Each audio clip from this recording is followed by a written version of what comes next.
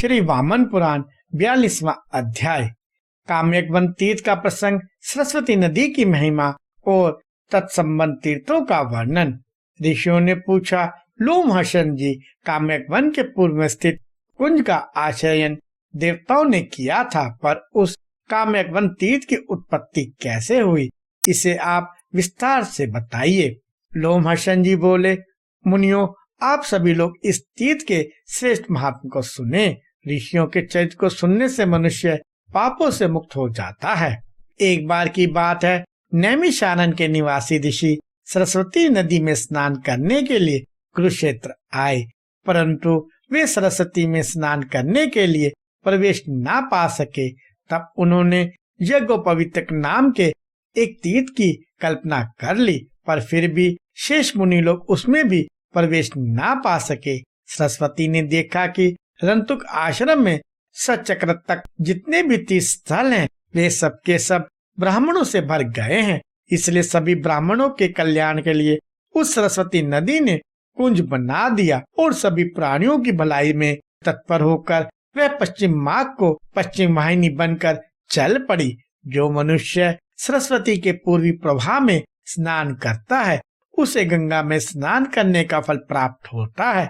उसके दक्षिणी प्रवाह में सरिताओं में श्रेष्ठ नर्मदा एवं पश्चिम दिशा की ओर यमुना नदी संश्रित है, किंतु जब वह उत्तर दिशा की ओर बहने लगती है तो वह सिंधु हो जाती है। इस प्रकार विभिन्न दिशाओं में वह पवित्र सरस्वती नदी भिन्न भिन्न रूपों में प्रवाहित होती है।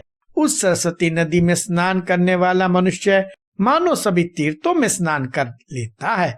दुष्श्रेष्ठों, सरस्वती नदी में स्नान करने के बाद तीर्थ सेवी को तीनों लोकों में प्रसिद्ध महात्मा मदन के विहार नामक तीर्थ में जाना चाहिए, जहाँ पर भगवान शिव के दर्शनाभिलाषी देवता आए, पर वे उमा सहित शिव का दर्शन न कर पाए। वे लोग गणनायक महादेव नंदी की स्तुति करने लगे। इससे नंदीश्वर प्रसन्न हो गए और उन्होंने उमा के साथ की जा रही शिव की महती विहार क्रीड़ा का वर्णन किया।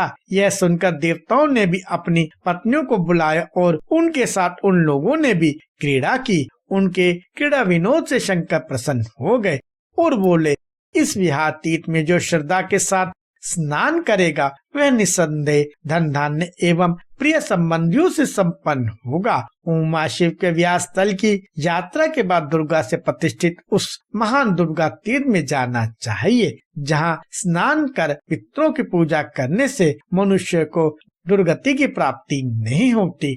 उस स्थान पर तीनों लोकों में प्रसिद्ध सरस्वती का एक कूप है। उसका दर्शन करने मात्र से ही मनुष्य सभी पापों से रहित हो जाता है और मुक्ति प्राप्त करता है। जो वहाँ श्रद्धा पूर्वक देवता और पितरों का तर्पण करता है, वह व्यक्ति समस्त अक्षय कभी भी नष्ट न होने वाले पदार्थों को प्राप्त करता है। पितृ तीर्थ की विशेष महत्ता है। उस तीर्थ में माता पिता और ब्राह्मण का घातक तथा गुरु पत्नी गामी भी स्नान करने से ही शुद्ध हो जाता है। वहीं पूर्व दिशा की ओर बहने वाली सरस्वती देव मार्ग में प्रविष्ट होकर देव मार्ग से ही निकली हुई है। पूर्व वाहिनी सरस्वती दुष्कर्मियों के लिए भी पुण्य देने वाली है। जो प्राची सरस्वती के निकट जाकर त्रिरात व्रत करता है, उसके शरीर में कोई पाप नहीं रह जाता। नर और नारायण, ये दोनों देव ब्रह्मा, स्थानु तथा सूर्य एवं इंद्र सहित सभी देवता प्राची दिशा का सेवन करते हैं।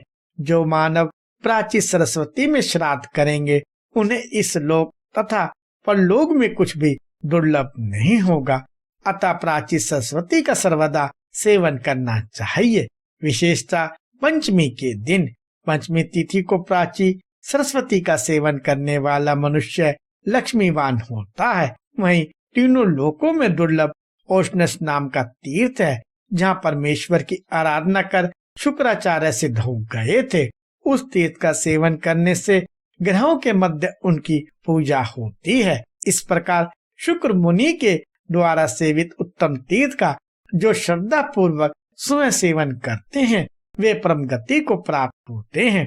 उस तीर्थ में भक्ति पूर्वक जो व्यक्ति श्राद्ध करेगा, उसके द्वारा उसके पितर निस्संदेह तर जाएंगे।